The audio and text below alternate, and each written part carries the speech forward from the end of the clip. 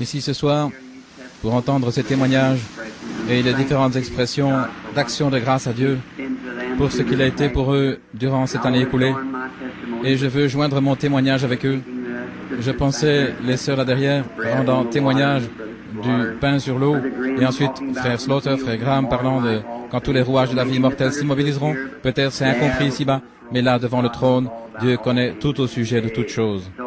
Ainsi, nous sommes simplement ici ce soir, comme on dirait, je ne crois pas au fait de tourner une nouvelle page ou quelque chose comme ça, et puis vous la tournez en arrière le jour suivant. Mais si nous venons pour nous donner à Dieu, pour l'adorer et le remercier pour ce qu'il a été pour nous et lui demander de continuer d'être avec nous, c'est tout ce qu'il y a de mieux. Je suis un peu fatigué ce soir. J'étais avec des gens hier soir, des invités, et je suis resté debout un peu longtemps, et aujourd'hui nous étions sortis pratiquement toute la journée. Et donc, je me sens un petit peu fatigué et je ne resterai pas très longtemps debout ici. Mais je veux donner la chair ensuite à frère Funk.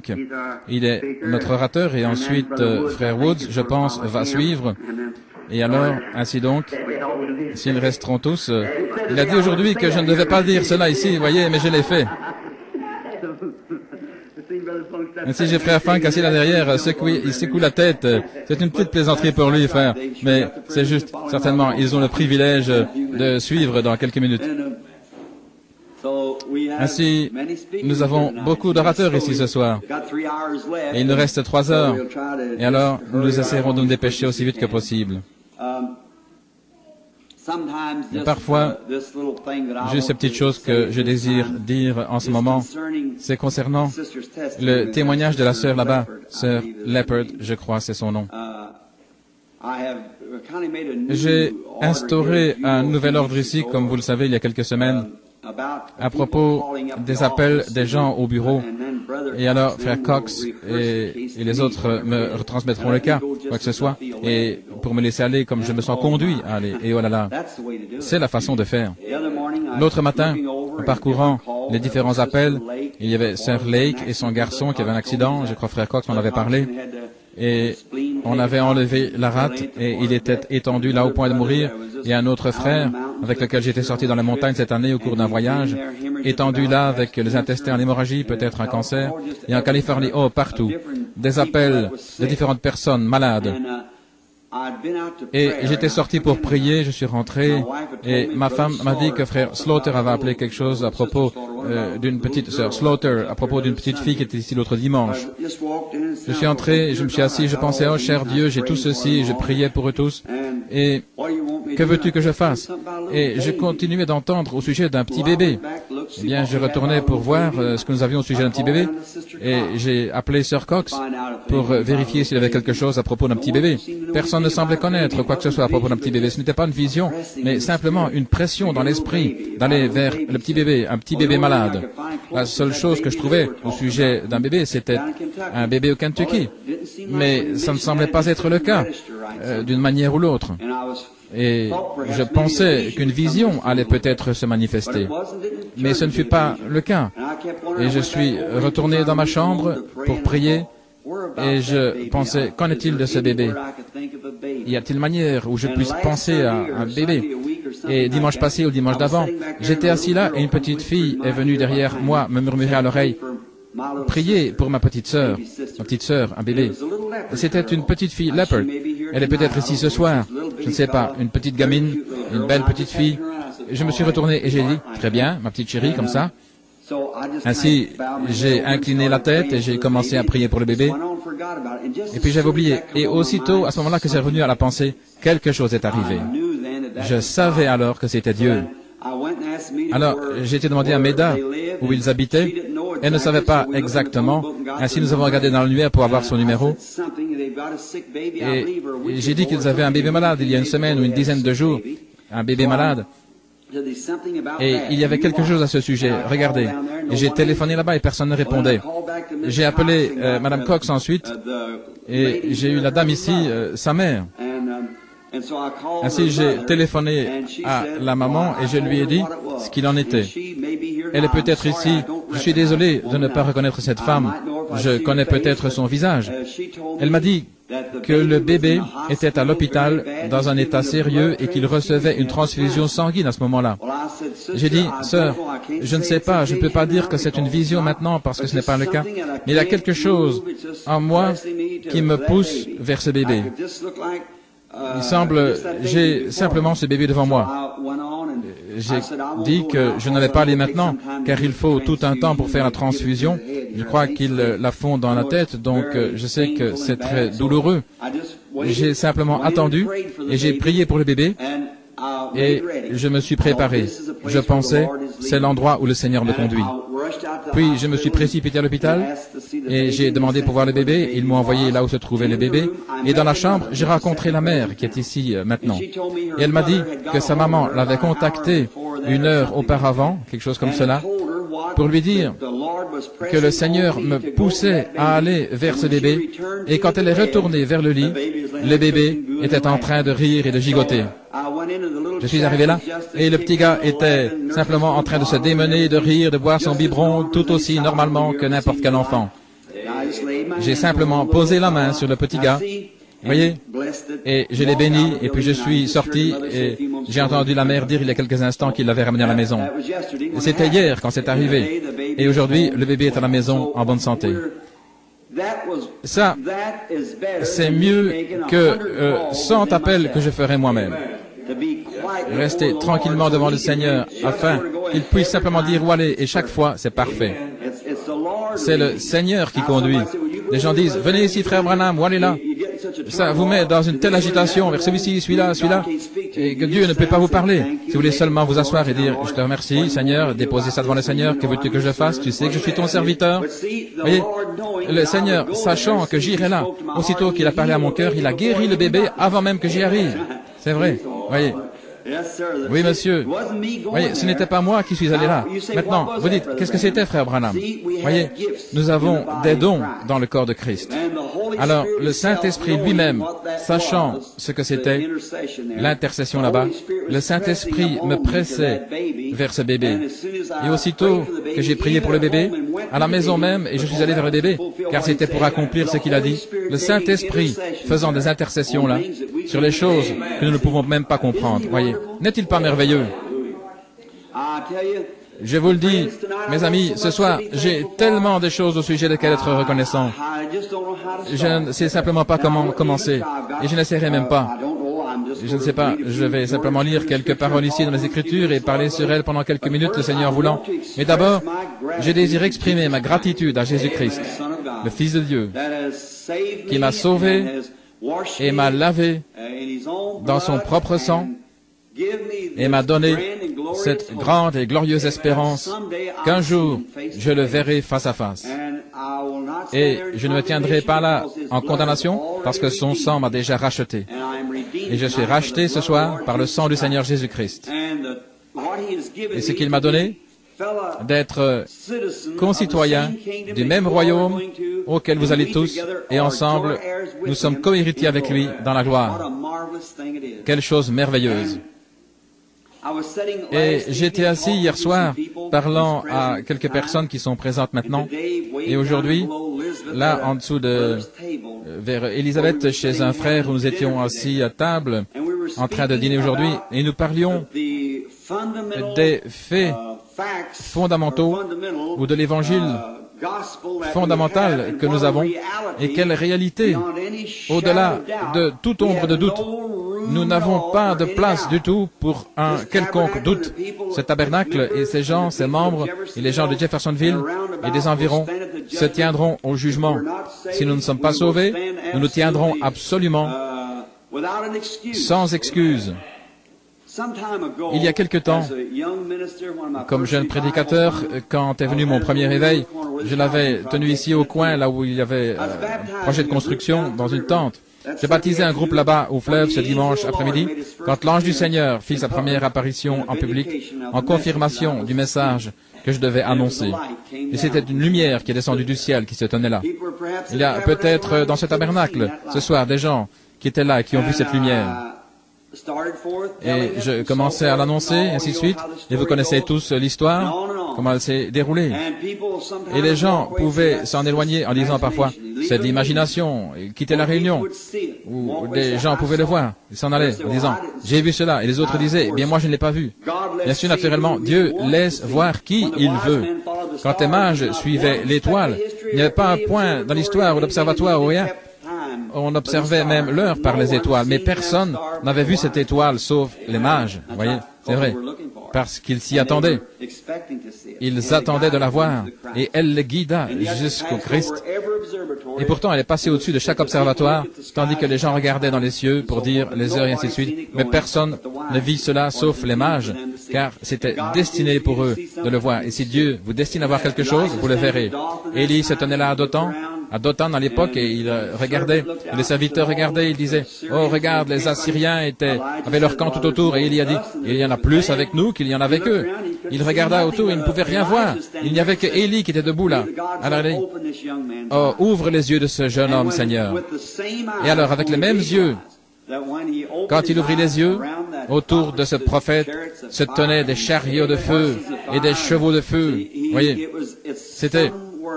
c'est quelque part, et nous savons que sa présence est avec ses enfants qui croient. Je parlais, ma femme était assise dans la chambre et nous parlions de cette même lumière où cela est venu et on a pris sa photo. Et simplement en se référant ce soir à ce phénomène, je crois qu'au moins une, deux ou trois personnes, je pense, se trouvent maintenant dans le bâtiment. David, là derrière, frère Woods et sœur Woods, étaient à Houston, au Texas, quand Dieu a permis qu'elle soit prise. Maintenant, si vous leviez et que vous regardiez à cet ange en train de tournoyer, il y a beaucoup d'entre vous qui n'ont jamais vu cela. Voyez, cette lumière, une colonne de feu qui conduisit les enfants d'Israël, qui vint dans les prisons avec Pierre et le délivra de la prison, ce même ange du Seigneur. Et la voici, après toutes ces centaines, oui, des milliers d'années, elle est encore ici avec nous maintenant. Voyez, on a pris sa photo, ce tenant-là où j'étais. Non pas pour moi, mais pour l'Église, pour le corps des croyants, voyez-vous, c'est pour tout le monde. Maintenant, remarquez. Je crois que c'était réellement une colonne de feu qui a conduit les enfants d'Israël. Une colonne de feu. Et je crois réellement que cette lumière est venue dans la prison où Pierre se trouvait. Ne croyez-vous pas ce témoignage? Je le crois de tout mon cœur. Plus que je crois que mon nom est William Branham. Je crois cela, voyez. Je crois cette histoire. Mais cependant, nous avons une preuve plus stricte et fondamentale que cela. Certainement. Nous avons une preuve plus stricte et fondamentale. Maintenant, je crois cela par la foi. Et qu'en est-il si l'ange du Seigneur se tenait ici maintenant en train de tournoyer et que chacun de vos yeux était visualisé pour voir cela? Ce serait bien. Mais regardez la photo. Et de loin, une preuve plus importante que la regarder avec vos yeux. N'est-ce pas vrai? Parce que vous pourriez avoir une illusion d'optique. Mais cette caméra ne prendra pas une illusion d'optique. C'est pas possible parce que c'est un appareil photo et il prendra l'image réelle, ça doit être là pour frapper l'objectif. Voyez, vous pouvez avoir des illusions d'optique et des choses qui paraissent vraisemblables alors que ce n'est pas le cas. Voyez, mais lorsque l'image, et ça pourrait être de la psychologie, vous pourriez dire, vous voyez ça là, et vous continuez à dire, oui, je crois, et croire tellement jusqu'à ce que vous pensiez réellement le voir, alors que ce n'est pas le cas. Voyez, c'est vrai. Et ça, c'est de la psychologie. Mais ça vous emmène dans une pression mentale telle, au point où vous imaginez cela. Vous imaginez au point que ça devienne réalité. Si vous imaginez parfois que quelqu'un vous déteste, alors qu'il ne vous déteste pas, mais si vous l'imaginez, et vous continuez à penser, on ne m'aime pas, il ne m'aime pas, et la première chose, vous allez commencer à éviter cette personne qui ne vous a rien fait. Et après un temps, ça devient une telle réalité, au point où vous croyez réellement que cette personne ne vous aime pas, et il se pourrait que vous les expulsiez dehors, et qu'ils vous disent quelque chose, par exemple, votre femme, votre mari, un voisin, alors que la personne est absolument innocente de tout mal. C'est parce que vous avez simplement imaginé cela au point où ça est devenu une réalité pour vous. Voyez-vous ce que je veux dire?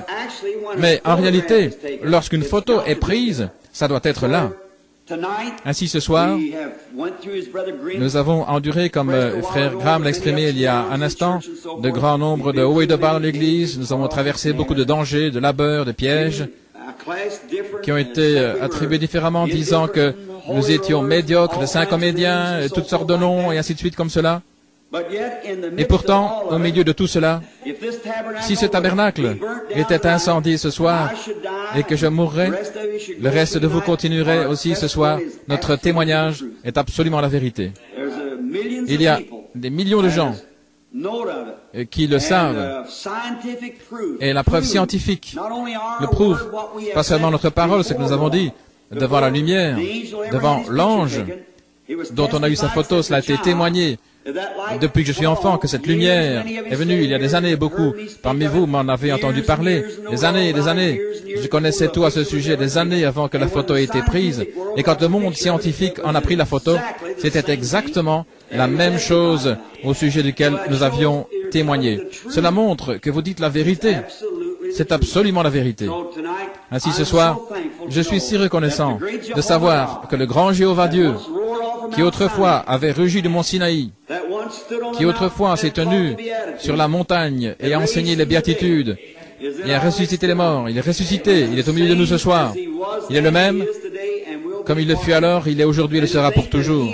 Et pensez que lui, le Dieu du ciel, s'est humilié pour descendre et s'associer avec des gens comme moi, des pauvres gens, ne possédant pas beaucoup des biens de ce monde, et illettrés comme je le suis, et pourtant, il m'a tant aimé qu'il est descendu et m'a sauvé par sa grâce.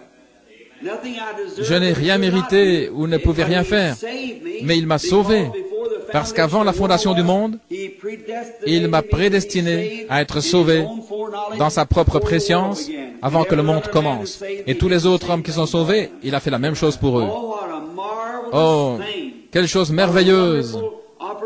Quelle merveilleuse opportunité!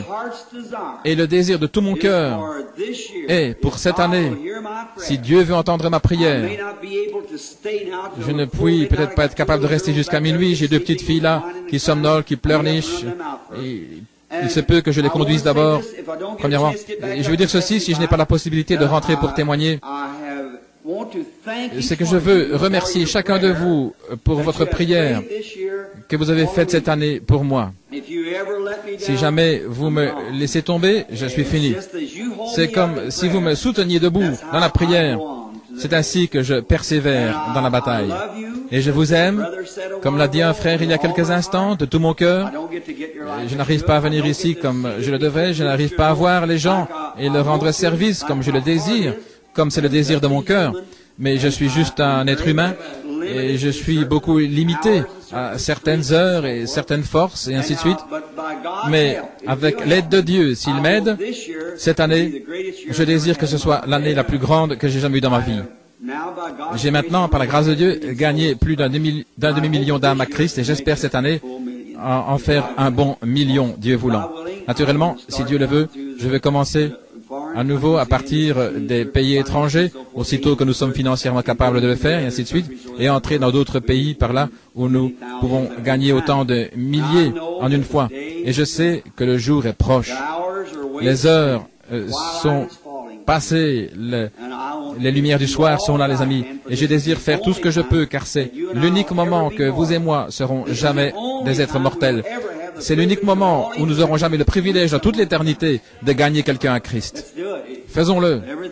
Tout ce que nous pouvons faire, mettons chaque heure, dans la mesure de notre possibilité, à sa gloire. C'est mon intention pour cette année qui vient. Et avec l'aide de Dieu et vos prières, j'y arriverai. Ainsi, priez pour moi.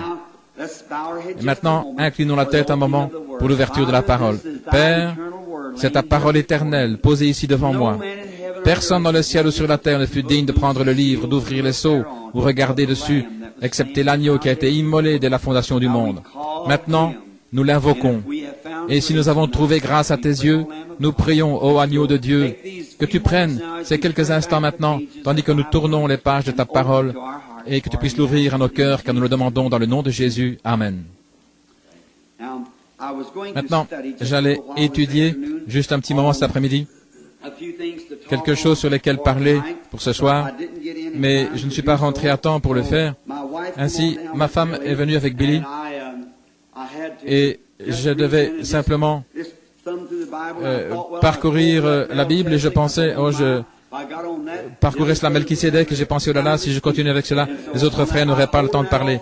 Ainsi, je garde cela pour dans quelques jours, Dieu voulant, quand nous aurons beaucoup de temps. Et alors, j'ai trouvé le 10e chapitre des Actes qui parle de l'Église primitive. Si quelqu'un le désire, il y a une Bible qui voudrait ouvrir dans les Actes le 10e chapitre pour juste une petite exhortation pendant quelques moments.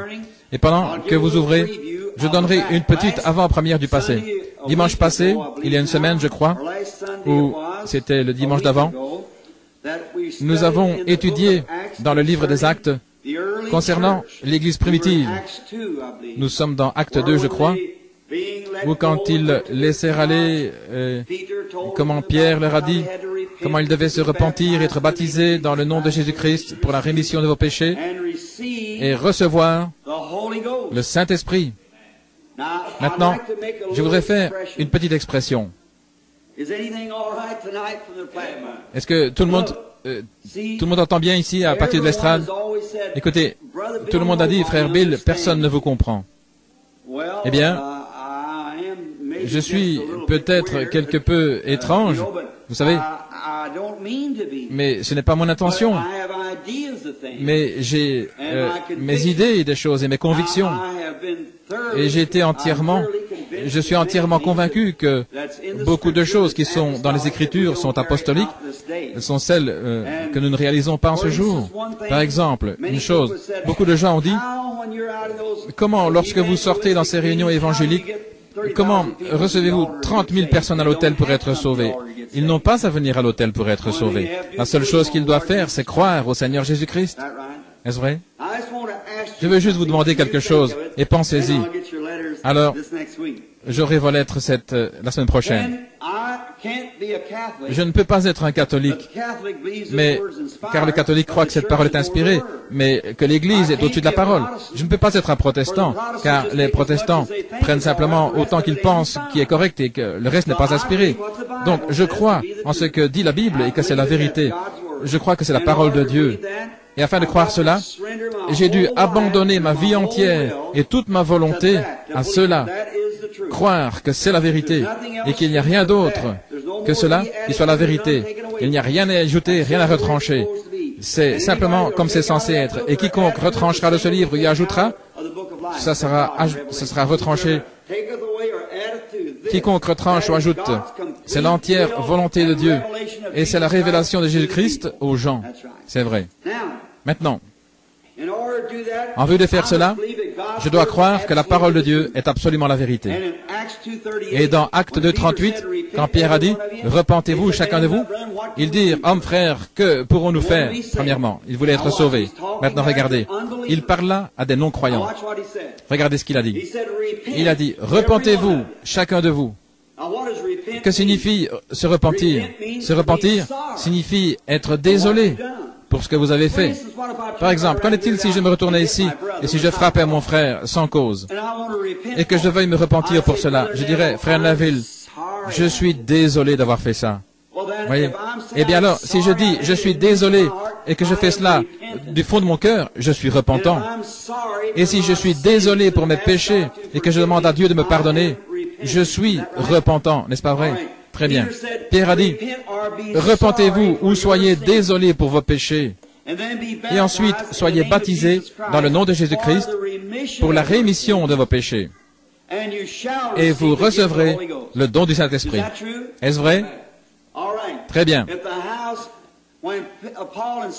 Quand Paul et Silas avaient une réunion, et ils avaient été jetés en prison, battus, parce qu'ils avaient chassé un mauvais esprit d'une diseuse de Bonaventure, et pendant qu'ils étaient dans la prison de Philippienne, cette nuit-là, pendant qu'ils chantaient des chants, le Seigneur envoya un tremblement de terre et secoua la prison si fortement que les fers, les entraves tombèrent de leurs mains. Le geôlier tira son épée pour se tuer. Et Paul dit, « Ne te fais point de mal, car nous sommes tous ici. » Et il dit, « Que pouvait-il faire pour être sauvé ?» Il lui a dit, « Crois au Seigneur Jésus-Christ de tout ton cœur, et tu seras sauvé, toi et ta famille. » Remarquez. Crois au Seigneur Jésus-Christ. Maintenant, si un homme est désolé pour ses péchés, Je veux y aller doucement afin que cela pénètre vraiment profondément. Si un homme regrette, est désolé pour ses péchés et se repent, étant désolé pour ses péchés, et accepte Jésus-Christ comme son sauveur de ses péchés, et est baptisé dans le nom de Jésus-Christ, Dieu est dans l'obligation, à cette minute-là, de donner à cet homme le baptême du Saint-Esprit. S'il ne le fait pas, il n'a pas gardé sa parole. Est-ce vrai? Maintenant, pourquoi toutes ces réunions d'attente? Pourquoi toutes ces évidences et les choses que nous avons? Maintenant, Jésus a dit, dans Saint Jean 5, 24, « Celui qui écoute ma parole et qui croit en celui qui m'a envoyé a la vie éternelle qui dure à toujours. » Maintenant, si c'est la vie qui dure à toujours, que signifie pour toujours? Ça signifie sans fin. Celui qui écoute mes paroles et qui croit en celui qui m'a envoyé a la vie sans fin. Voilà pourquoi toutes ces allées et venues, essayez d'être sauvés de toutes ces choses. Alors, si vous avez la vie sans fin, vous ne pouvez pas périr. Votre vie ne le peut, parce que vous avez la vie éternelle. Maintenant, si quelqu'un d'entre vous veut voir ce mot, le mot grec, Zoé, Z-O-E, le mot grec qui signifie la vie de Dieu. Car si c'est éternel, il y a seulement une chose qui est éternelle, et c'est Dieu. Il est d'éternité en éternité, tu es Dieu. Maintenant, s'il est d'éternité en éternité, et vous a donné la vie d'éternité en éternité, alors vous aurez à devenir une partie de son être éternel. Est-ce vrai? Et si vous devenez une partie de son être éternel, cela fait de vous un fils ou une fille qui lui appartient, ce qui accomplit exactement ce que l'Écriture dit, nous sommes fils et filles de Dieu. Quand l'avez-vous reçu? Quand vous avez crié? Quand vous êtes allé à l'autel? Quand vous avez parlé en langue? Quand vous avez cru? Nous baptisons tellement de personnes qui ne croient pas. Nous entendons beaucoup qui parlent en langue, mais qui ne croient pas. Nous les avons façonnés à des évidences, formés, nous les avons disposés. Quand vous faites ceci, vous l'avez. Il n'y a rien dans la Bible, nulle part dans la Bible, vous pouvez fixer un homme en disant, parce qu'il a fait ceci, c'est un chrétien. Il est un chrétien parce qu'il croit, et sa propre vie porte le fruit de l'Esprit. Peu importe ce qu'il fait, voyez. C'est cela. Maintenant, quand vous croyez, vous recevez la vie éternelle. Et la vie éternelle est Dieu. Et Dieu est le Saint-Esprit. Est-ce vrai? Si Dieu et le Saint-Esprit, c'est la même personne, alors Jésus avait deux pères. Jésus a dit que Dieu était son Père, et la Bible dit que le Saint-Esprit était son Père. Ainsi, les deux étaient la même personne. Et si vous recevez Dieu, la vie éternelle en vous, alors qu'avez-vous reçu? Voilà ce que je veux savoir. Vous saisissez l'idée? Nous sommes tellement pleins de théories. L'Église, parce qu'elle est devenue une dénomination. Cette dénomination trouve ceci, on croit en ceci, on a fait une dénomination, et on ne peut plus avancer plus loin. C'est cela, mais l'Église de Dieu avance constamment. Elle s'éloigne et laisse les dénominations se former. Elle s'écarta de Luther, elle s'est écartée des méthodistes, elle s'est écartée des baptistes, des presbytériens, et elle s'est écartée des pentecôtistes, certainement. Parce que la vie éternelle continue d'avancer. Vous voyez? Et vous la recevez, pourquoi? Parce que vous croyez au Seigneur Jésus-Christ. Maintenant, il y a ces deux choses, regardez. Vous êtes soit un incrédule ou un croyant. C'est soit le jour ou la nuit. Est-ce vrai? Maintenant, je ne peux pas dire une grande partie de ceci est la nuit, juste ce que je vois à travers cette fenêtre. Non, la chose entière est la nuit. C'est vrai. Maintenant, comme je l'ai souvent dit, fumer des cigarettes, chiquer du tabac, boire du whisky, ce n'est pas péché. Ce sont les attributs du péché. Vous faites cela parce que vous êtes un incrédule. Et vivre de manière juste, sain, paisible, calme, tranquille, aimable et sociable, et ainsi de suite, ce n'est pas parce que vous êtes un chrétien. Ce sont juste les attributs de la chrétienté. C'est à cause de ce qui est en vous qui produit cela. Et si vous imitez cela, si vous le faites parce que vous êtes censé être un chrétien, vous êtes un hypocrite. C'est vrai. Si votre vie n'est pas une vie de douceur, parce qu'en vous, il y a quelque chose qui se manifeste. Et c'est ça qui le fait, qui vous fait sentir de cette manière. Vous traverserez les épreuves, des ennuis, des hauts et des bas, et être incompris, ça n'a rien à voir avec cela.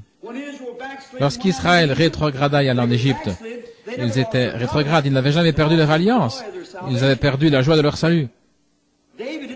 David n'a pas dit « restitue-moi mon salut », mais il a dit « rends-moi la joie de mon salut ». Son salut a dû rester le même, mais il a fait ce qu'il ne fallait pas, il a perdu la joie de son salut. Voyez-vous ce que je veux dire? Quand avez-vous été sauvé? Quand avez-vous été sanctifié? Quand avez-vous été rempli du Saint-Esprit? Quand vous avez cru au Seigneur Jésus-Christ. Car c'est là que vous avez reçu la vie éternelle. Mais ensuite, à partir de là, vous avez commencé à grandir. Vous avez commencé à grandir. Vous avez grandi à travers la sanctification, à travers le Saint-Esprit, à travers le parler en langue, et toutes ces choses. Mais vous avez reçu la vie quand vous avez cru. Mais vous, ce que je veux dire. Et maintenant, certains ont déjà reçu la vie, et vous essayez de les emmener à faire quelque chose alors qu'ils n'ont pas encore atteint ce niveau. Et la Pentecôte est arrivée à l'endroit où l'Église arrive maintenant à l'adoption ou au placement des fils. Maintenant, dans l'Ancien Testament, lorsqu'un fils était né dans une famille, c'était un fils parce qu'il était né dans la famille. Mon fils est mon fils. Quand il m'est né, et quand l'Église pentecôtiste donna naissance ou a trouvé ce qu'ils ont appelé la naissance, la nouvelle naissance, ou l'Église du Saint-Esprit, qu'ils étaient nés dans le royaume de Dieu. Et bien maintenant, dans l'Ancien Testament, maintenant dans Éphésiens, au chapitre 1er, il est dit que nous sommes prédestinés à l'adoption des fils. À l'adoption des fils. Regardez cela. L'adoption des fils. Oui, monsieur. Et un homme dans l'Ancien Testament, lorsqu'un fils lui était né dans sa maison, il était un fils lorsqu'il était né. Mais il y avait un tuteur qui élevait cet enfant jusqu'à un certain âge.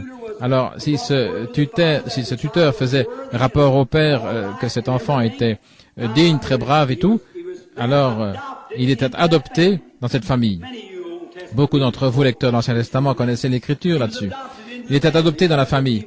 Mais s'il ne l'était pas, il demeurait toujours un fils, mais il n'était pas adopté. Et donc, s'il était adopté, on l'emmenait dehors, dans la rue, on lui mettait une robe, et puis une cérémonie était organisée.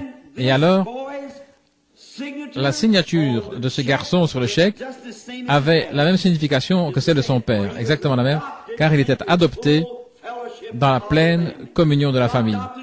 Et Dieu adopta son propre fils.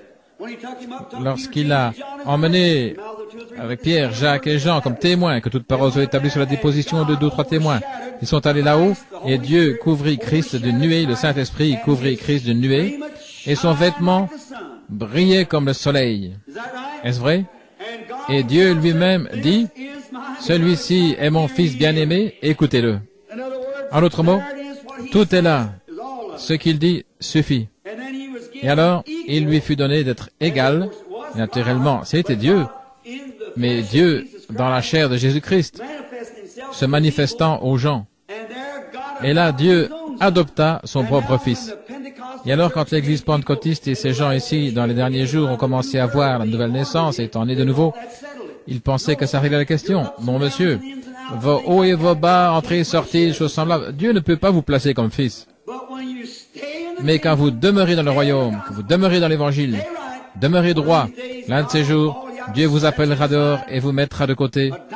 Il vous adoptera comme son fils devant les gens et il vous donnera quelque chose qui secouera les nations avec cela. Voyez-vous ce que je veux dire? C'est l'adoption dans la famille. Maintenant, ceux-là qui l'avaient suivi, Pierre, Jacques et Jean, nous parlons ce soir de Pierre, une grande vision. Comment ces hommes ont vécu en ce jour-là. Et maintenant, d'abord, plus haut ici, au 32e verset du chapitre précédent, le 9e chapitre, et comme Pierre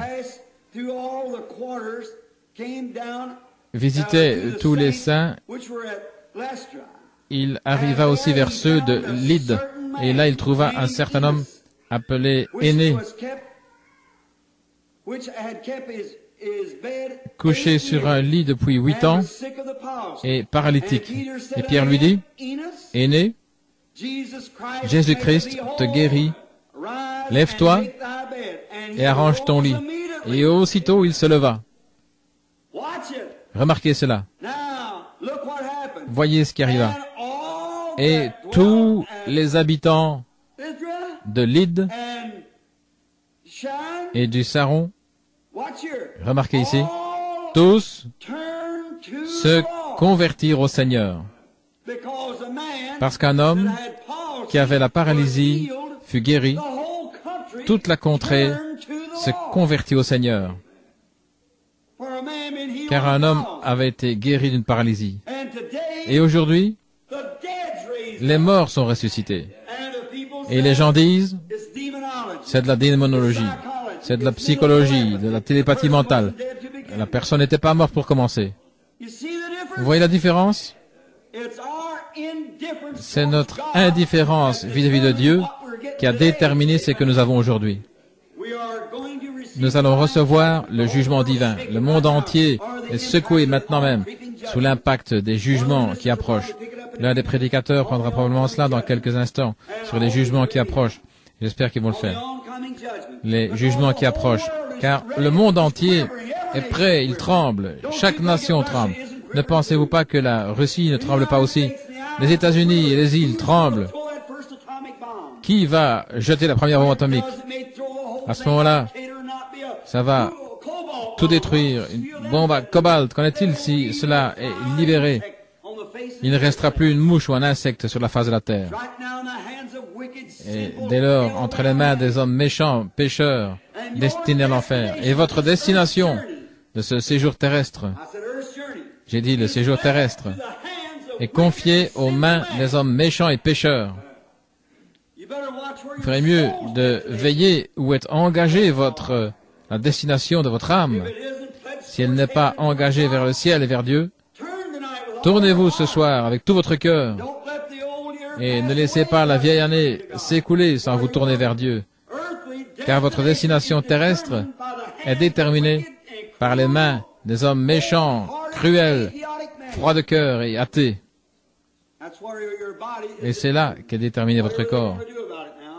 Quoi qu'on veuille faire à propos de cela maintenant, ça vous achèvera. Que Dieu ait pitié. Et Dieu, dans sa tendre miséricorde, envoie des signes, des prodiges, des miracles et tout, il prêche l'Évangile, et les gens s'en détournent constamment. Alors comment pouvez-vous vous attendre à autre chose qu'au jugement? Vous devez le recevoir. Et un homme étant guéri de la paralysie, toute la contrée s'est tournée vers Christ. Alors qu'ici nous avons des rois, des potentats, des monarques, des gens du Congrès et tous les autres, avec leurs afflictions, leurs maladies, et la mort disparue, et on les voit revenir à nouveau à la vie, et les nations, la nation méprise et ridiculise cela. Oh frère, que nous reste-t-il si ce n'est le jugement? S'il n'y a jamais eu un temps où Dieu a réveillé son peuple, c'est bien aujourd'hui.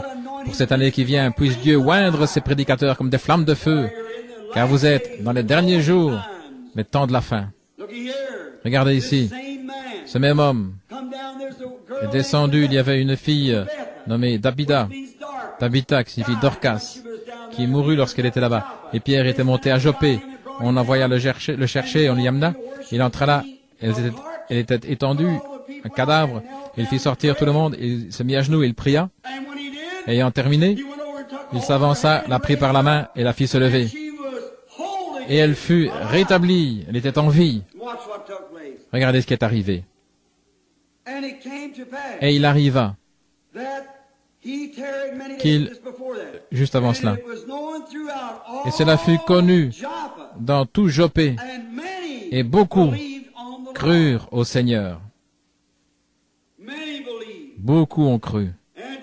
Et aujourd'hui, on dirait, je doute fort qu'elle ait été morte. Elle était juste dans le coma, ou quelque chose comme ça. Je ne crois pas à une chose pareille. Voyez-vous, il se débarrasse de tout par vos explications. Et quand vous faites ça, avec le naturel, vous vous débarrassez du Dieu même que vous adorez. Certainement. Il est le Dieu surnaturel. Très bien. Maintenant, arrêtez ces apôtres, frères. Ils avaient été avec Jésus. Ils ne se souciaient pas de ce que quiconque disait.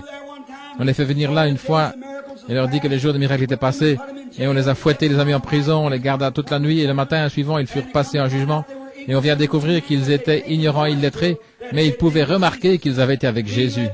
Ayant été relâchés, ils n'allèrent plus jamais consulter le séminaire. Ils allèrent vers les leurs et lorsqu'ils s'assemblèrent, expliquant ce que le Seigneur avait fait, ils s'assemblèrent et ils firent cette prière, Seigneur, et cela s'accomplit ce qu'avait dit le prophète. Pourquoi ce tumulte parmi les nations et ces vaines pensées parmi les peuples? En disant, vraiment, donne-nous la puissance en étant dans la main de ton saint enfant Jésus pour guérir les malades, que des signes et des prodiges s'accomplissent. Et pendant que ces gens priaient d'un commun accord, le bâtiment trembla là où ils étaient assemblés. Ce dont nous avons besoin ce soir, c'est d'une réunion de prière dans l'unité où nous nous lions tellement ensemble d'un cœur et d'un commun accord et faire une prière comme cela. Alors nous aurons un autre moment de tremblement. Amen. Remarquez, Pierre, autrefois, celui qui avait renié le Seigneur, autrefois, celui qui ne croyait pas en lui, ou qui l'avait renié et qui alla pleurer amèrement, il s'est repenti. Maintenant, il a reçu le Saint-Esprit. Écoutez le prêcher. Et il y avait à Césarée un homme nommé Corneille, un centurion dans la cohorte italienne. Cet homme était pieux, il craignait Dieu avec toute sa maison. Et il faisait beaucoup d'aumônes au peuple. Et il priait Dieu continuellement. Quel homme! Maintenant, rappelez-vous qu'il était un païen, pas même un juif. Il était un gentil, un centurion, établi sur une centaine d'hommes. Mais c'était un homme craignant Dieu. Dieu a toujours trouvé parmi les gentils des hommes craignant Dieu. Pendant que je marchais aujourd'hui avec un jeune homme, j'ai dit, quand j'arriverai au ciel l'un de ces jours, une chose que je désire faire, c'est d'aller serrer la main à un certain gars. Et il a parlé à propos de celui qu'il voulait voir. Et il voulait lui serrer la main et pour différentes choses. Et comment Dieu a béni les gens. Et lorsque Uri, après que David ait pris Bathsheba comme femme, et on l'envoya chercher, on l'amena et elle devint enceinte, et il la fit retourner afin de pouvoir mettre cela sur le dos d'Uri. Et il n'était pas un gentil. Il n'était pas un juif, c'était un gentil.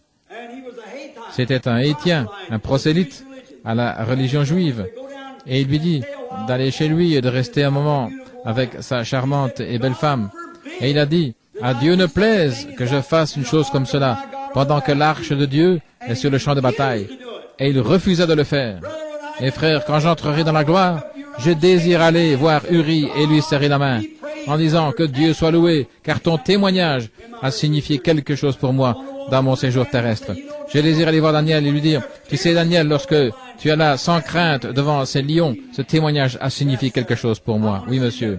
Je vais voir l'apôtre Pierre et dire, Pierre, cette nuit-là, quand tu étais en prison, et le Seigneur est venu dans une grande lumière et a brillé sur toi. Oh, j'avais toujours admiré cela. Et tu avais commencé à suivre cette lumière et la porte s'ouvrit devant toi et elle te prit jusque dans la rue. Tu avais pensé que tu étais en train de rêver. Quel temps! Il n'y aura pas d'endroit tranquille dans le ciel quand tous les rachetés s'assembleront là. Ce sera quelque chose de merveilleux qui arrivera là-haut quand tous les rachetés y entreront. Et voici ce centurion, la maison de Corneille. Voyez comment Dieu a tellement arrangé cela. Maintenant, Corneille était un homme craignant Dieu. Il priait continuellement et donnait des aumônes au peuple. Vous ne ferez jamais rien qui en vale la peine que Dieu n'enregistre cela en témoignage pour vous. C'est vrai. Il priait et il donnait des aumônes au peuple. Et c'était un grand homme. Et un jour, pendant qu'il était en prière dans la maison, il vint un ange dans la prière, dans la pièce où il se trouvait. Croyez-vous dans les anges?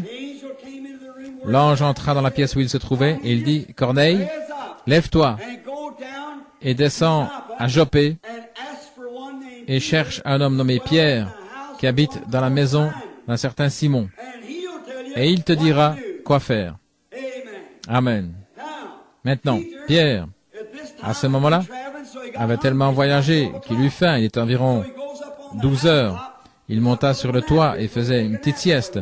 Il allait faire une sieste pendant qu'il se trouvait là en attendant qu'on lui apprête le dîner.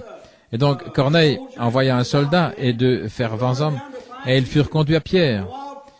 Et entre-temps, Dieu, s'il envoie quelqu'un pour vous voir, il fait tous les arrangements à l'avance pour que cette chose arrive. Il a fait les arrangements à l'hôpital, hier, pour ce bébé qui était couché là, dans une condition agonisante, en sorte qu'on n'a pas su ce qui n'allait pas. Et le Saint-Esprit a parlé dans la pièce, a fait des arrangements à l'hôpital pour la guérison de l'enfant, avant même que je n'y arrive. Alléluia. En Finlande, quand ce petit garçon était couché là, mort, sur la route, et son père et sa mère qui revenaient des champs en courant et en criant et en claquant les mains, Dieu avait arrangé à l'avance sa résurrection 2 ans avant ce temps. Gloire au Seigneur.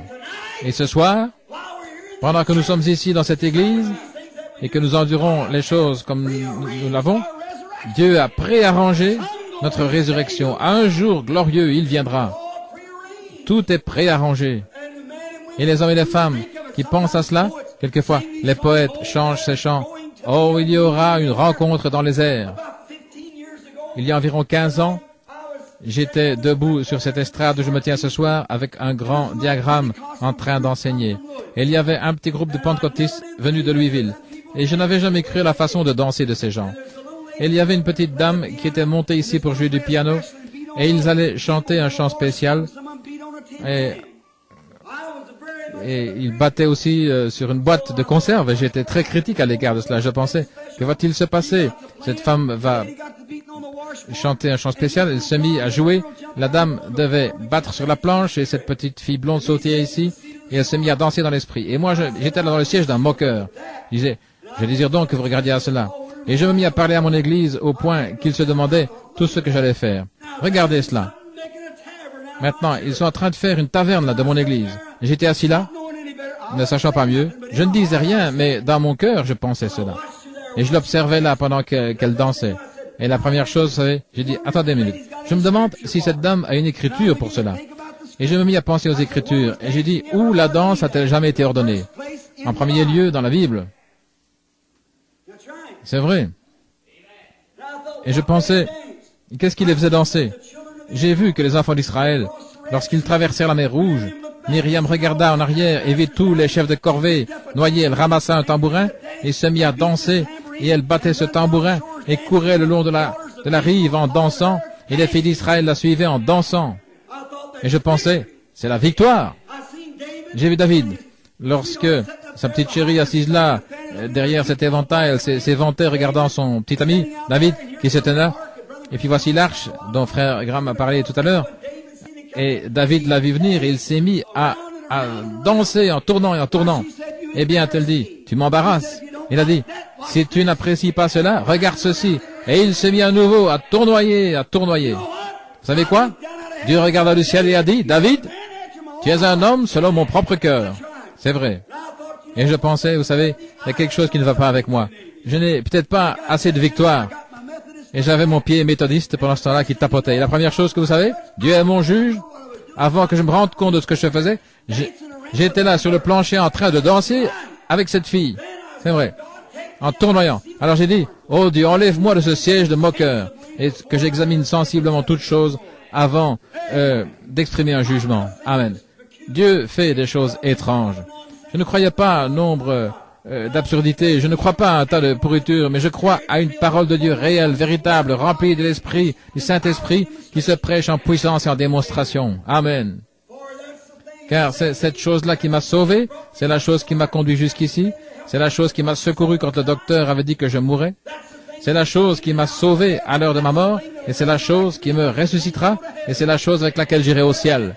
Si jamais j'y entre, je devais aller par elle, parce que je ne connais rien d'autre que cela, et je ne veux rien connaître d'autre. C'est vrai. Connaître Jésus et lui crucifier, et c'est tout. S'il est crucifié, alors cela crucifie ma chair avec la sienne, et je suis mort aux choses du monde.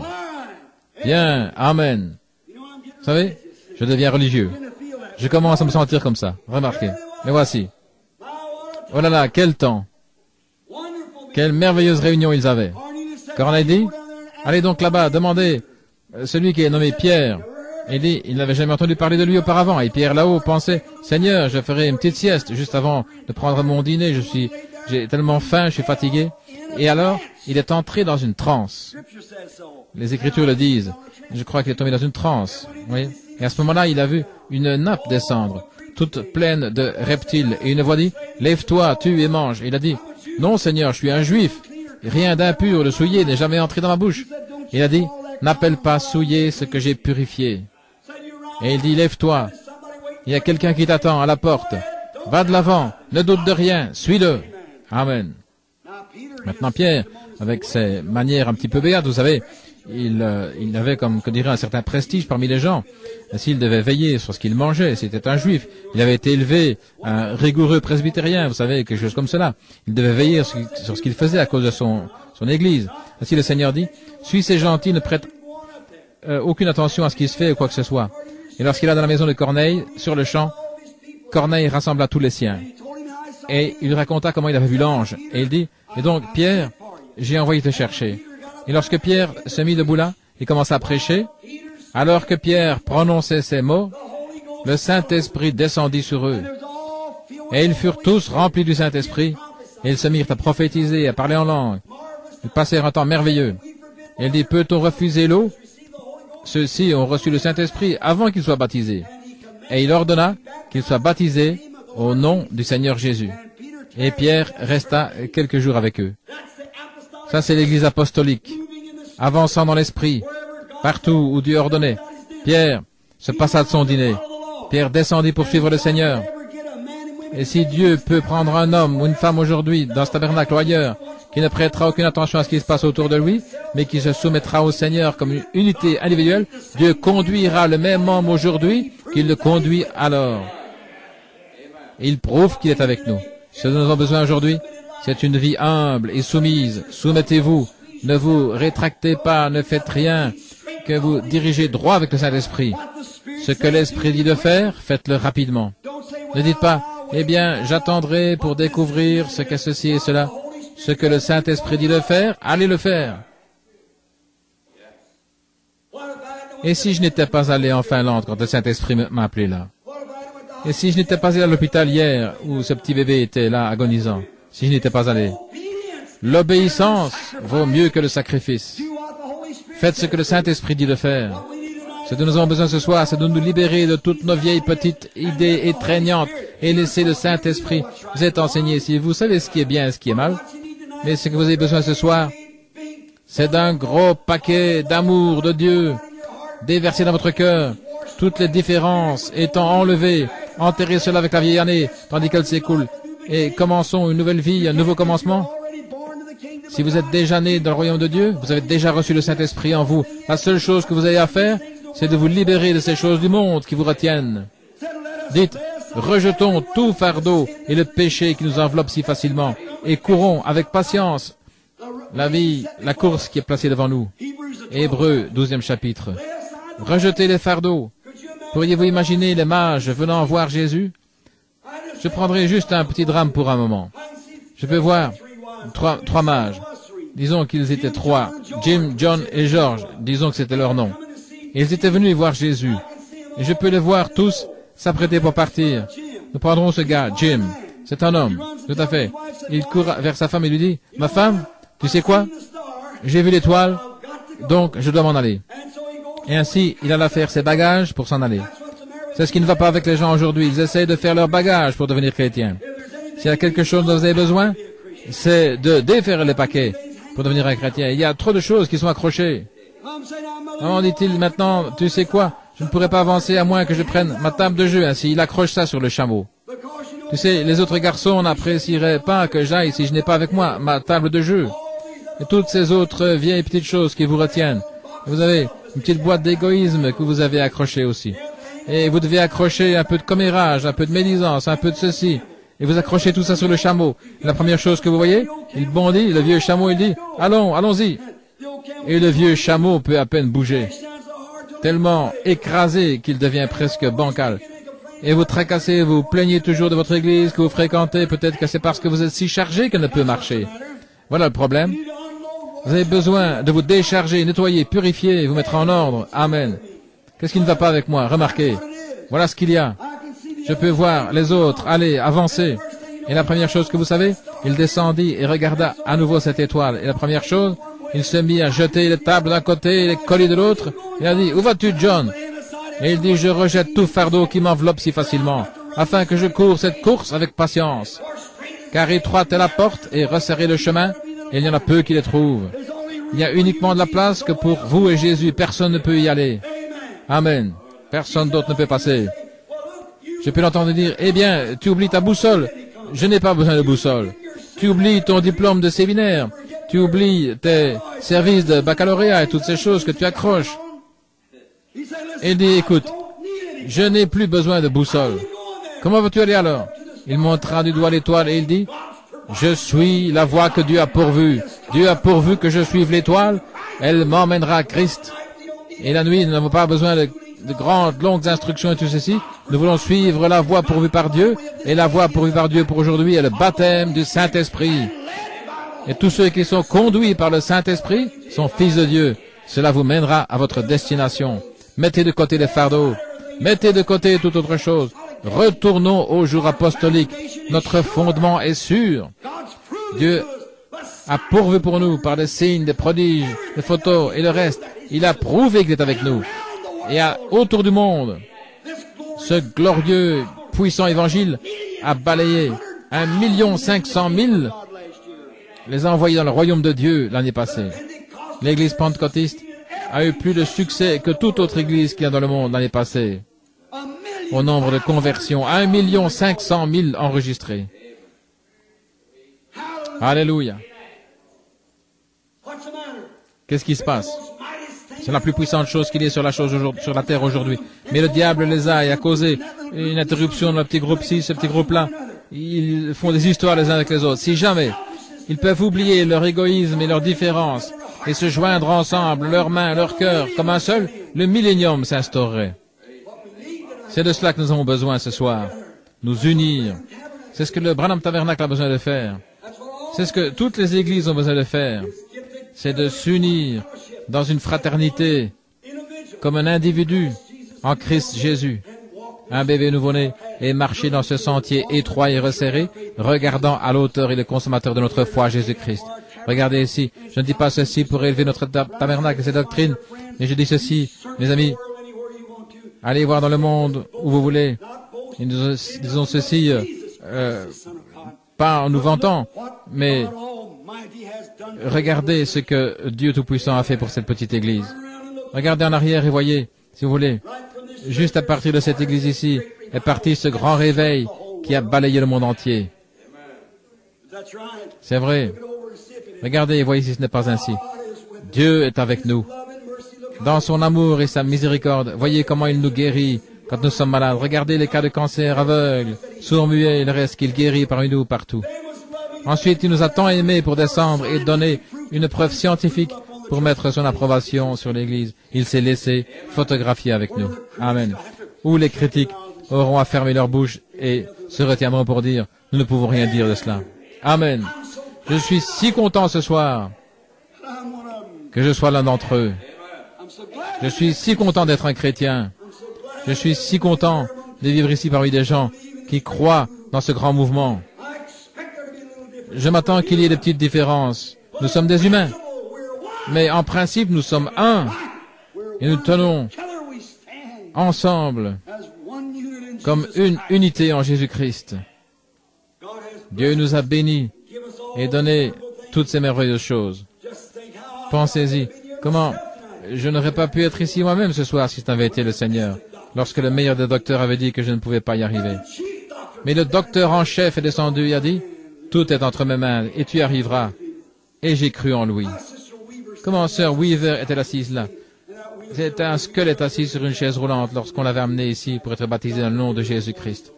Et le docteur lui donnait de vivre jusqu'au matin avec un cancer qui la rongeait il y a 7 ou 8 ans. Et la voici ici ce soir avec nous. Combien plus pourrais-je citer ceux qui sont entrés ici par ces portes, qui étaient estropiés, affligés, malades, boiteux, paralytiques et le reste, et qui ont été guéris juste par cette petite porte ici, comme témoins de la résurrection du Seigneur Jésus-Christ. Que devrions-nous être? Que devrait être ce Branham Tabernacle? Ça devrait être un phare qui est placé dans l'un des endroits les plus sombres du monde, Jeffersonville. Si jamais il y avait un endroit qui avait besoin de l'Évangile, c'est bien Jeffersonville. C'est vrai. Mais que peut-il sortir de bon de Nazareth? Il a dit, viens et vois. C'est vrai. Des endroits les plus sombres. Nous n'avons pas besoin de lumière pendant le jour, nous avons besoin lorsqu'il fait sombre. C'est là que Dieu envoie la lumière, dans les endroits sombres. C'est très difficile. C'est facile d'aller là où tout se passe paisiblement. Mais là où c'est difficile, des endroits rudes, des endroits accidentés, dois-je être transporté au ciel sur un lit de fleurs et de facilité, pendant que les autres ont combattu pour remporter le prix à travers des mers sanglantes, pendant qu'ici les gens se coupent les cheveux en quatre avec ces différences, 140 000 païens meurent chaque jour et vont rencontrer Jésus, rencontrer un Dieu juste et honnête, sans connaître quelque chose à son sujet. 140 000 meurent chaque jour. Les païens victimes de la mort qui n'ont jamais entendu le nom de Jésus-Christ, qui meurent chaque jour. Et nous disputons à savoir si nous sommes presbytériens ou méthodistes. Quelle disgrâce, quelle honte! Nous avons besoin d'une vision. Non pas simplement regarder juste ici, mais regardez là, au bout de la route, pas ici au bout de votre nez. Si je me mets à penser aujourd'hui ceci, autre chose, mais je vis pour l'éternité, pour quelque chose là-bas, quelque chose que Dieu a ordonné et que je dois aller rencontrer un jour. J'ai pris trop de temps. Encore 10 minutes. Avec la grâce de Dieu et l'aide de Dieu, je lui ai demandé quelque chose il y a 2 ans et je lui ai redemandé maintes fois. Pendant 15 ans et finalement il me l'a donné. Et je continuerai à frapper à sa porte et je serai en vie l'année prochaine. S'il ne me la donne pas cette année, voyez, cette chose que je lui ai demandé, c'est pour sa gloire, quelque chose que je pourrais faire pour lui là-bas. Il permettra ceci pour moi, alors je pourrai là et gagner des âmes pour lui, un peu mieux, pour être un peu plus affermi en chemin. Et je prie qu'il veuille le faire, et c'est ma prière. Et mon témoignage pour vous est que si vous voulez simplement prier pour moi et m'élever devant lui dans la prière, alors je pourrai continuer. Et comment puis-je faire une chose, peu importe ce qui arriverait, si je n'avais personne pour me croire? Vous êtes autant concerné que je le suis, ou que quiconque l'est.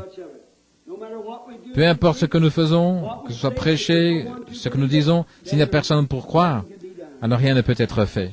C'est vrai. Tout est échec.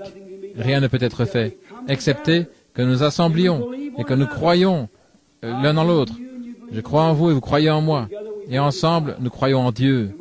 Et nous croyons que son esprit nous conduira. Maintenant, frère Funk, allez-vous venir? Vous tenez le bébé maintenant. C'est votre excuse, frère Woods. Je pense que vous êtes le suivant. Frère Woods dit frère Jackson. Très bien, et lui a adopté frère Jackson. Alors je pense que frère Jackson sera le suivant. Que le Seigneur bénisse notre frère Jackson, qui est le suivant. Est-ce que vous aimez le Seigneur? Très bien. Sœur Gertie, venez un instant. Je désire que vous chantiez un chant avec moi. Et tout le monde va chanter. Je vais essayer. Je suis enroué comme c'est pas possible. J'ai un gros rhume. Et quelque chose à la tête, mais je désire que vous m'aidiez à chanter ce bon vieux chant. Donnez-moi le ton.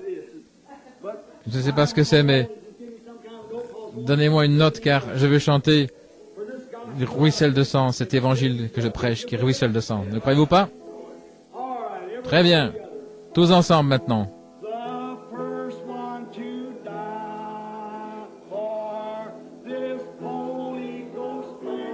Le premier à mourir pour ce plan du Saint-Esprit fut Jean-Baptiste. Mais il mourut comme un homme. Ensuite vint le Seigneur Jésus. Ils le crucifièrent. Il prêcha que l'Esprit sauverait les hommes du péché. Il continue à ruisseler de sang, oui. Il ruisselle de sang. Cet évangile du Saint-Esprit, il ruisselle de sang. le sang des disciples qui moururent pour la vérité. Cet évangile du Saint-Esprit, il ruisselle de sang. Ensuite, ils ont lapidé Étienne. Il prêcha contre le péché. Il les rendit si furieux qu'ils le lapidèrent. Mais il mourut dans l'esprit et il rendit l'âme. Et il alla rejoindre les autres, cet hôte qui donne la vie. Il ruisselle de sang. Oui, il ruisselle de sang. Cet évangile du Saint-Esprit, il ruisselle de sang.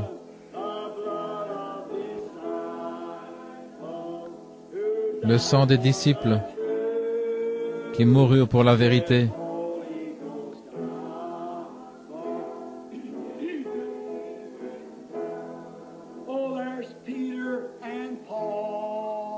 Il y a Pierre et Paul et Jean le divin. Ils donnèrent leur vie afin que cet évangile puisse briller. Ils mêlèrent leur sang comme les prophètes d'autrefois, afin que la vraie parole de Dieu puisse sincèrement être annoncée. Il continue à ruisseler de sang, oui, il ruisselle de sang. Cet évangile du Saint-Esprit ruisselle de sang. Le sang des disciples qui moururent pour la vérité. Cet évangile du Saint-Esprit continue à ruisseler de sang. Écoutez ceci maintenant. Il y a des âmes sous l'autel qui crient combien de temps pour que le Seigneur punisse ceux qui ont fait le mal. Mais il y en aura encore plus qui donneront le sang de leur vie pour cet évangile du Saint-Esprit et son flot cramoisi. Levons-nous maintenant. Il ruisselle de sang. Oui. Il ruisselle de sang. Cet évangile du Saint-Esprit, il ruisselle de sang. Le sang des disciples qui sont morts pour la vérité.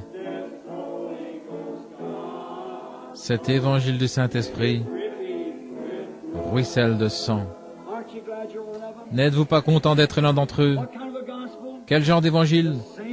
Le même évangile qui leur fut donné, les mêmes signes, les mêmes prodiges qui suivent, la même colonne de feu, le même Seigneur Jésus, la même guérison des malades, la même puissance de l'Esprit, tout qui continue d'avancer, et les mêmes persécutions qui arrivent. Cet évangile du Saint-Esprit ruisselle de sang. Tous ensemble maintenant. Tournez-vous et serrez la main de quelqu'un et dites que le Seigneur soit loué.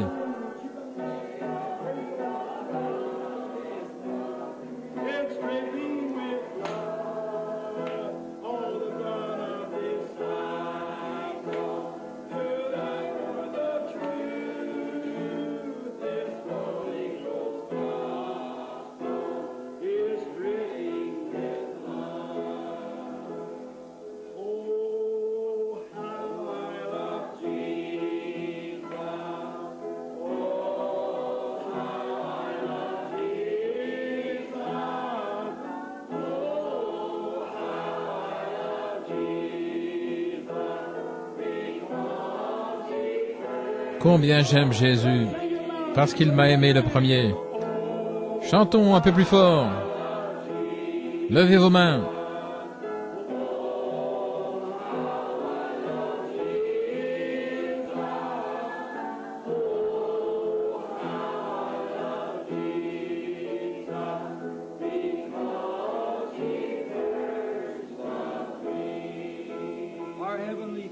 Notre Père céleste, nous te remercions ce soir pour le Seigneur Jésus-Christ, pour sa puissance, pour son amour, et de savoir que dans le grand et noble jour dans lequel nous vivons, quand les prophètes d'autrefois virent à l'avance ce jour et donnèrent des commandements à son sujet, disant comment les hommes seraient emportés, hautains, amoureux du plaisir plus que de Dieu, ayant une forme de piété, mais renieraient ce qui en fait la force.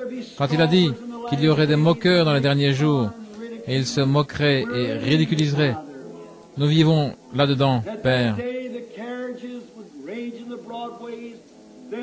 Il y aurait des raz-de-marée ébranlant les côtes, les bords de la mer, toutes ces grandes prophéties qui s'accomplissent, et des grands signes et des prodiges qui apparaissent dans les cieux, tels que des soucoupes volantes et le reste. À cause de ces signes, le monde serait dans l'effroi et tremblerait.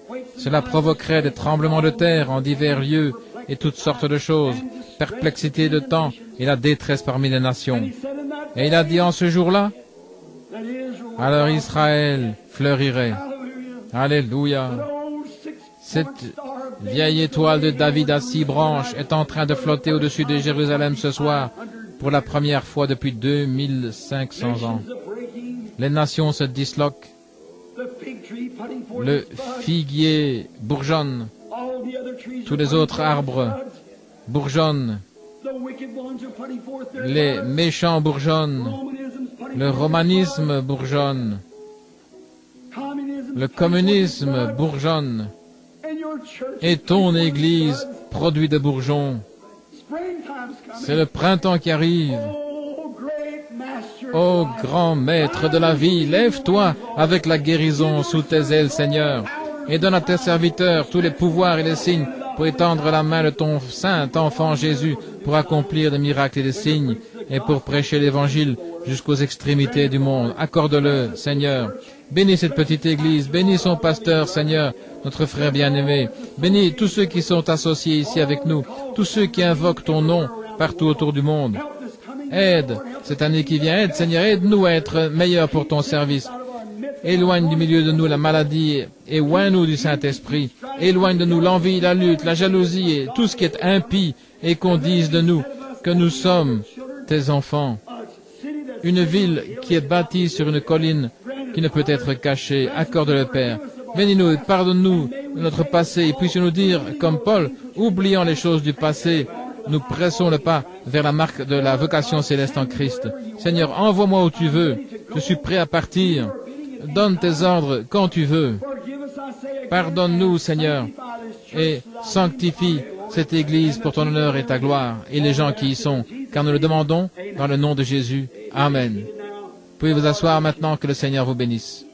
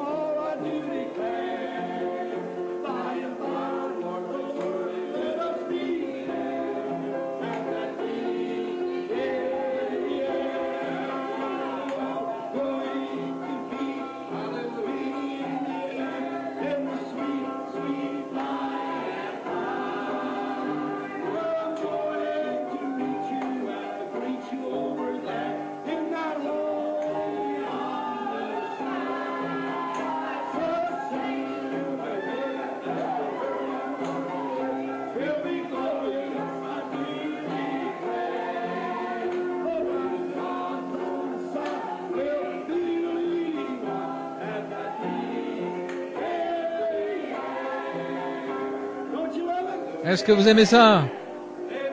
Voilà.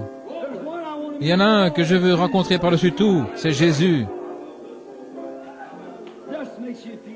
Ça vous fait sentir si réjoui, nettoyé, pur. Est-ce que vous sentez ainsi? Tout purifié. Oh, aimez-le simplement.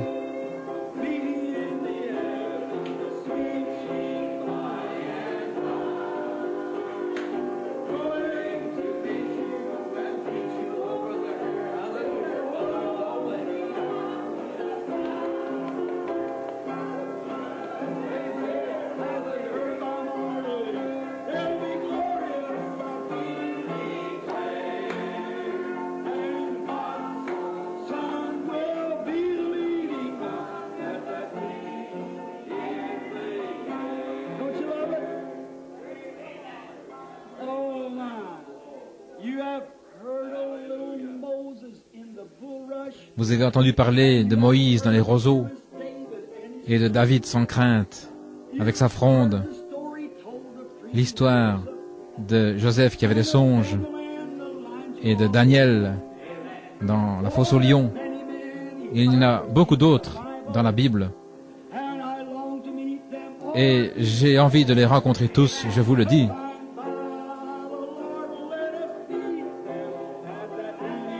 Et Dieu nous laissera les rencontrer dans cette réunion dans les airs. Il y aura une rencontre dans les airs.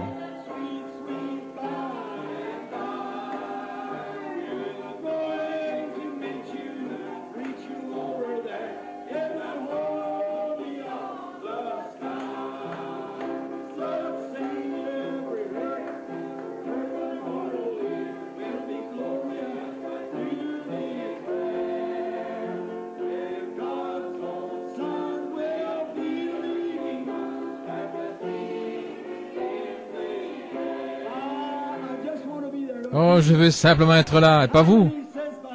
Combien disent, par la grâce de Dieu, je veux être là. Par la grâce de Dieu.